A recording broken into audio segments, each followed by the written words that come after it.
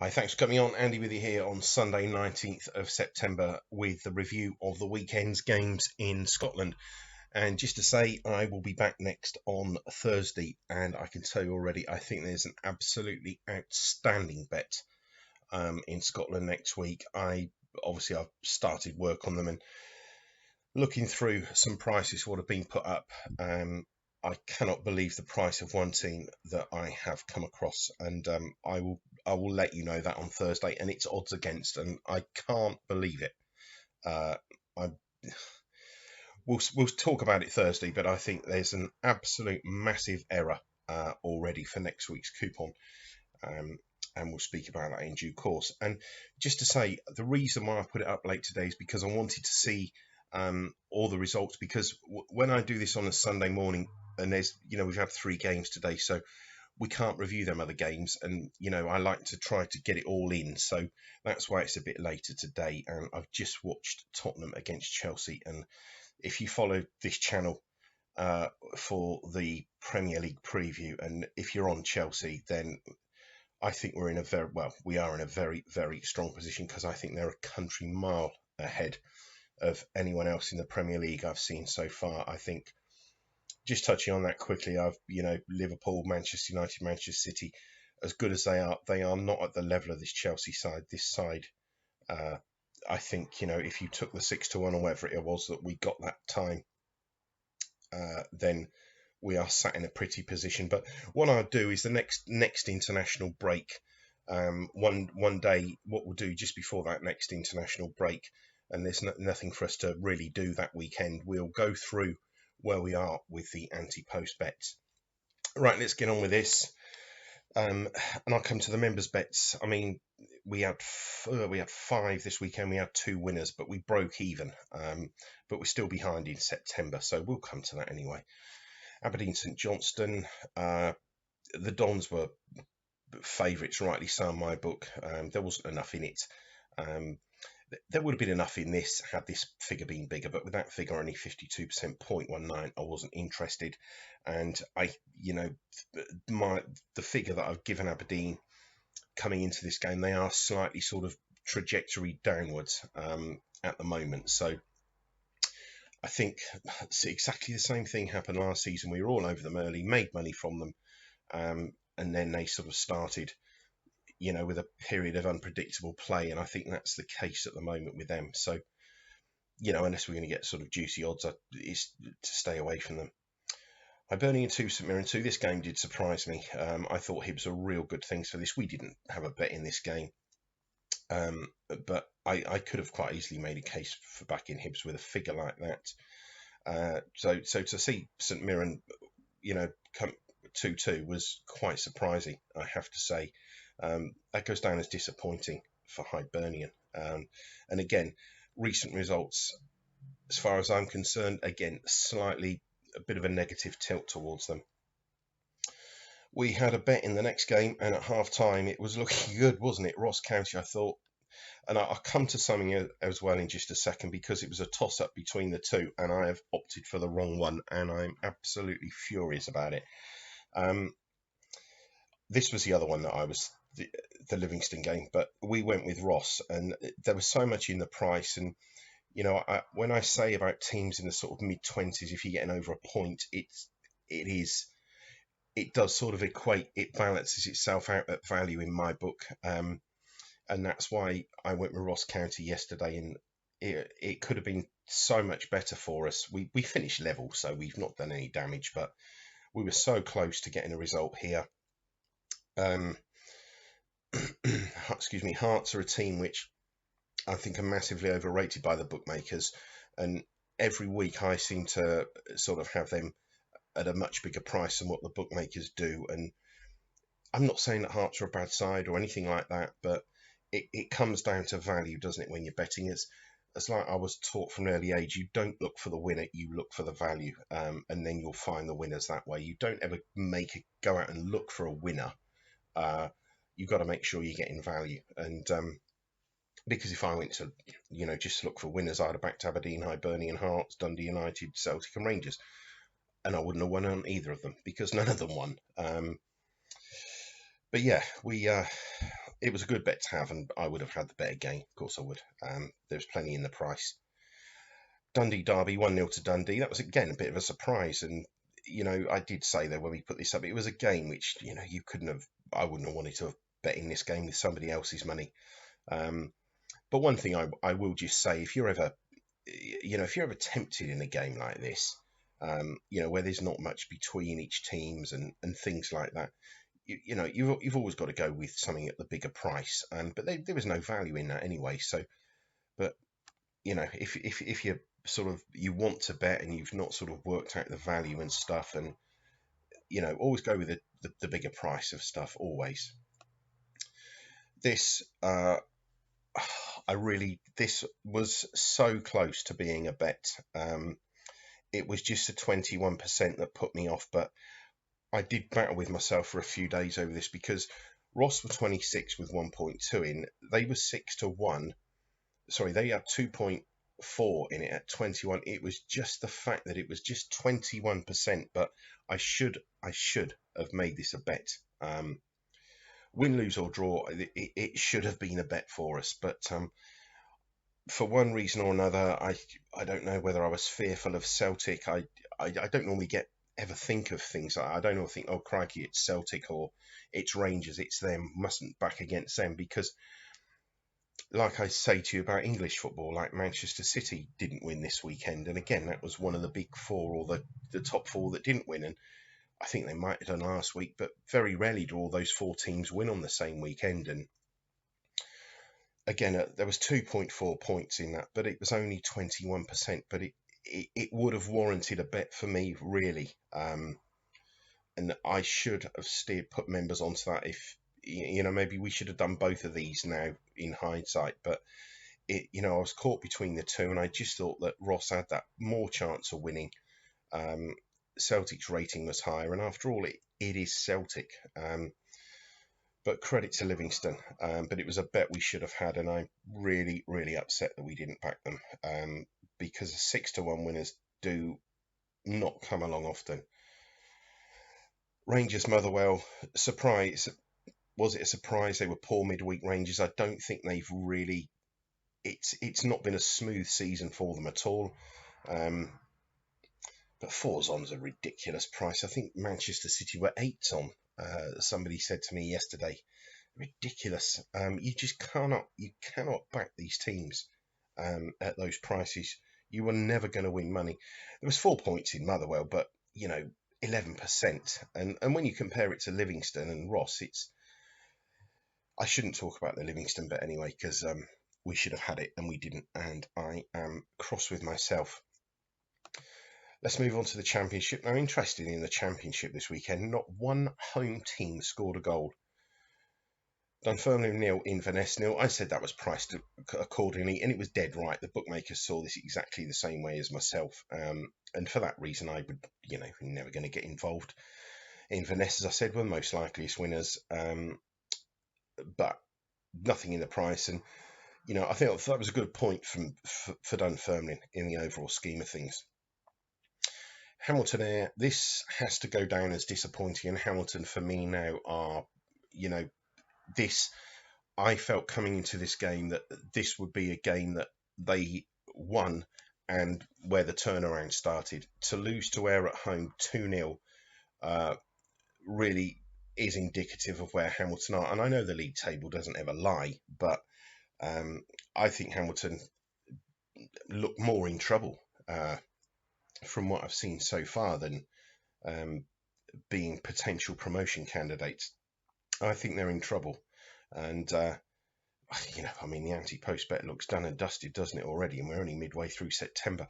I think it's going to take a monumental effort for Hamilton to turn it round, but it's not dead in the water yet. But I couldn't back this team with your money, the way they're performing at the moment, and obviously, I will knock points off my ratings for them and my overall figure for them when I reassess them tomorrow, and that will come into effect as of next week. But there was a bit in them, but you couldn't touch them. Morton 0, Wraith 1.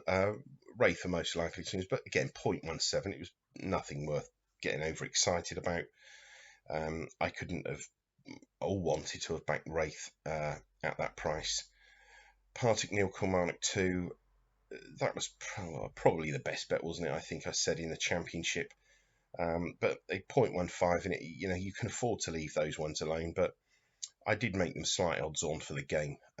Bookmakers saw it otherwise, and well, I mean, people that did back Kilmarnock, well done.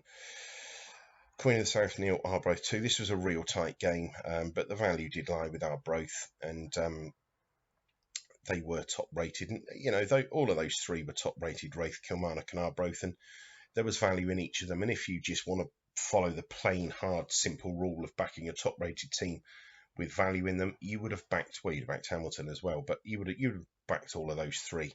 And you'd have had an 11 to 8, 11 to 10, 13 to 8 winner, and you'd have made some profit from the Championship. But for advising those for bets for clients, I couldn't. I'd never be put off by a 51% with 0.15 in it. But I just think the strength of the opposition, Partick, they're a decent side. Right, enough waffle on that. Let's move on to League One. This was a members bet for us, Airdrie East 5. It should have been a bigger price. A bigger stake. It was just the unpredictability, really. Airdrie, they're not a team to trust. They are a very good side, but they're not a team to trust, and you can't really have a great deal of faith in Airdrie. But I think when you're getting 19 to 20 for 8 to 11 shots, I mean 0.23 and at 58%, I think those are the bets you've got to have. You've got to back them. And East Fife, as I've said many a times, they are not good travellers away from Bayview, and at 3 to 1's a ridiculous price. That's a 1.5 below what they should have been. So a good winner there. That was one of the two winners for us. Clyde Queen's Park. This was a members bet also, which was in front at half time. I had to make this bet again, 30% with 0.7, and it was the fact that Clyde had, I can't remember who they did turn over the other week. We were on them the other week. I think it might have been against Cove or Falkirk. Falkirk, I'll come to them in a minute anyway. But yeah, we backed Clyde. They were in front. Queen's Park pulled it back, didn't they? And then, they went 2-1 up. But I wouldn't have had Queen's Park odds on away from home. And it's really, really interesting, Scottish League One. I think there's 3 points between the top 7, and that includes Alloa, who have put in a masterful performance yesterday. But Falkirk Dumbarton, this was probably the biggest surprise of the weekend. I know Livingston beat Celtic, but we've spoken about that. But Falkirk, I thought, were nailed on at home to Dumbarton. I thought the early season form from Dumbarton has flattered them. Clearly, I'm wrong. And this was a game which I did get wrong in terms of ratings. I think, I had them in at 8. Bookmakers had them in at 5s. They got it right, but I couldn't have backed Dumbarton at 5 to 1. Absolutely no chance. But again, Falkirk, I have adjusted their figure, and they have come down slightly, and they'll come down a bit more for this performance. And as I did say at the start of the season, they are not a team to trust. I've backed them the previous 2 seasons to win this league, and I didn't touch them this season, and that's one of the reasons why we're on Alloa, because I Falkirk and Cove were 2 of the market leaders, and they can't win the league. I don't, in Queen's Park, and obviously we're on Alloa, but let's come to them now. The frustrating thing with Alloa, they've turned over Montrose on the road. I think, did they beat Cove or Queen's Park or Falkirk or somebody at home the other week? Their results against the big clubs have been really, really good. Now, had they got a point at Airdrie or something midweek, this would be a fantastic result. But to take 3 points from Airdrie and Montrose away isn't good enough for a team that you want to win the league. But make no mistakes, they have turned a corner slightly, Alloa, and they're only 3 points off top. And I think we're, obviously we've taken a shorter price than what they are now, because I didn't expect them to start the season the way they did. But in saying that, I think that they certainly have turned the corner, and they are going to be in the shake-up. Make no doubts about that. They will be in the shake-up. I couldn't fancy them yesterday.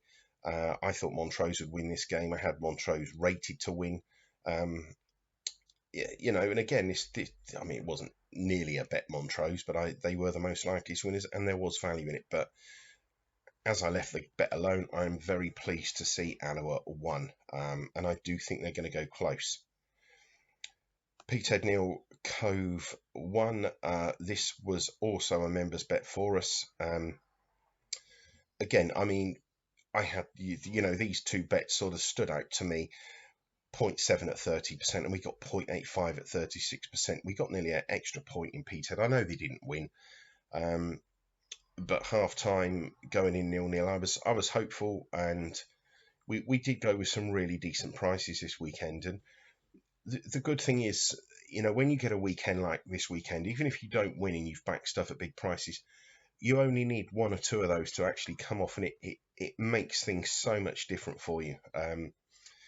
And again, I mean, Cove, they were the top rated team. You know, you'd expect Cove to win on figures, but you can't take even money about 6-4 shots. So even money was a ridiculous price. And yes, they've won. And, you know, if people have backed Cove, well done. But I tell you now, as I always say, if you back even money shots at 6-4, you're going to have loads of winners, but at the end of the day, you're not going to finish in front, and that is all I'm interested in. I'm not interested in the results this weekend, next weekend, the weekend after.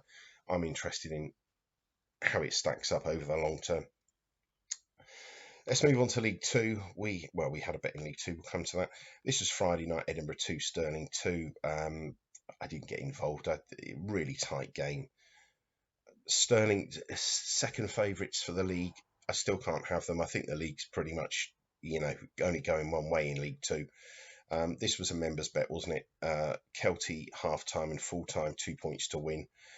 I thought it was should have been 4-6. I couldn't believe the price. Not 4-6. I think I had it 8-11 or something like that. But Kelty, I thought, would come out, be at Albion, do the damage, and they did. I think Nathan Austin got a hat-trick, didn't he, for Kelty?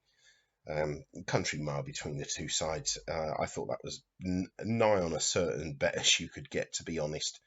And thankfully that come off. We'll go through the results in a second. Carron and Beath won, Forfar won. Again, Forfar were the most likely winners. There was a smidge of value in it, but I couldn't, with 0.05, well, you know, it's probably been the least likeliest. Yeah, so it would have been the least likeliest bet. You know, I know it's a high figure, but that goes down as disappointing. You know, Forfar won away at Cowdenbeath. You know, we're looking at talking Forfar up about potentially winning Scottish League 2. You got to win at Cowdenbeath. And, you know, again, they're a team which has dipped slightly in the past couple of weeks. And, you know, hopefully they'll get the wheels back on as soon as. Elgin Annan, I mean, this I really did fancy almost as a bet, but there wasn't enough in it, because if I could have made a case of backing Annan, I'd have had to make a case for backing Stenhousemuir. I did fancy Annan to bounce back. They were turned over last week, but I did think that they might bounce back, and they certainly did, and credit to them for that performance. Stranraer Stenhousemuir, I think, as I said when I talked about this game on Friday or Thursday or Friday, whenever it was, that the only teams I could fancy backing Stranraer against at home was Cowdenbeath and Albion, and sadly, Stenhousemuir are beginning to fall into that Cowdenbeath Albion bracket, and by that I mean bottom 3 or 4 material. There was plenty in Stenhousemuir, but they really do have to get their finger out and soon, and, you know, start picking up points, because the feedback I had on Stenhousemuir before the start of the season, you know, was fairly positive. I've only seen them once live this season against Kelty, and, you know, that's probably not the best game to judge. I know, tell a lie, I saw them at Edinburgh, where I think they probably deserved a draw. I saw them at Edinburgh, and I saw them at home to Kelty. But I certainly think they deserved a point against Edinburgh, but I don't know. They aren't performing like they should. Right, let's have a quick look at results. September, been a very tough month, hasn't it? 9 bets, 3 winners, 33%, loss of 1.75. Profit on investment minus 17.5%.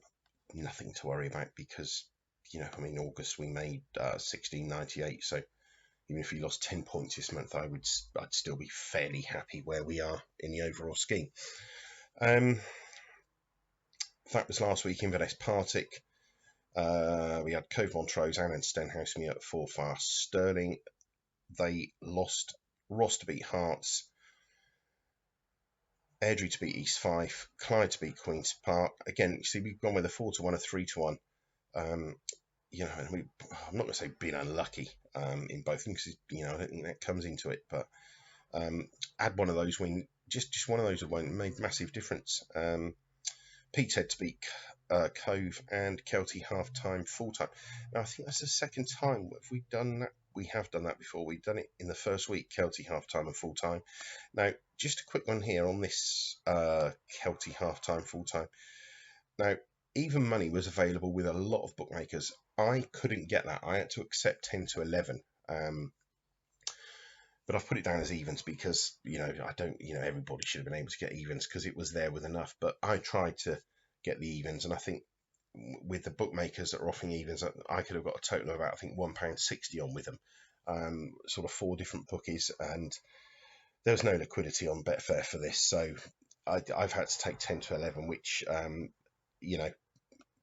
disappointing. But overall, that's the overall picture at the bottom. 36.20, 55%, 15.23. 2 maximums, 1 winner, 3 2-point win bets, all of one. So I'm pleased about that. I can't remember what the other one was. Kelty half-time and full-time twice. Oh, and Elgin to beat Albion. So yeah, that was it. Elgin to beat Albion 11 to 10. So we've had 3 2-point win bets. They've all gone in. 6.40 up on that. And the 1-point win bets, 51%, 9.33. 8 bets, 4 winners in the Premiership, a profit there. 3 bets, 1 winner in the Championship, 33%, and a loss. Really, really tough league, isn't it? The Championship this season. League 1, 11 bets, 5 winners, 2.1. League 2 is absolutely incredible. 14 bets, 10 wins, 71%, profit of 12.81. And again, we had 1 bet in League 2 yesterday that done the business for us. And it's always been and always will be my favourite league for betting on football, but that is a ridiculously high figure. That's the sort of figure that I would like at the end of the season from League 2, because I'd want sort of, I don't know, sort of if I can get 7 or 8, 10 points from the other leagues and somewhere around that for League 2. But yeah, 71%. So we're doing extremely well on League 2. I think the Premier League and the Championship between the two. I mean, look, we've had 11 bets, 5 winners in those 2 leagues, and we've made about 0.3. So it's League 2 what has really been doing well for us. But we're up in League 1, and that's that month and a half, that's sort of nice enough. That's sort of steady enough. But yeah, I mean, 15.23 up overall. If you look at from there, it looks terrible, doesn't it? 2 losers there, winner, 4 losers, winner, 2 losers, winner. That looks like a bad run, doesn't it? But then if you look at from there downwards, that looks very good. Just shows you how football betting goes. It's all about the long-term football betting. You don't get rich overnight. You get rich by investing your money and watching your money grow, hopefully week by week. But we had a loss first week of 1.7. This week it's not been anything really. So, but there we go. 2 weeks in, we're behind in September. We're 15 points up overall, and I'll be back Thursday this week. And as I say, there is one absolute cracking bet this weekend, and I probably will give it to everybody on Thursday, providing I can get on myself. But that's it. I'll be back Thursday. Bye for now.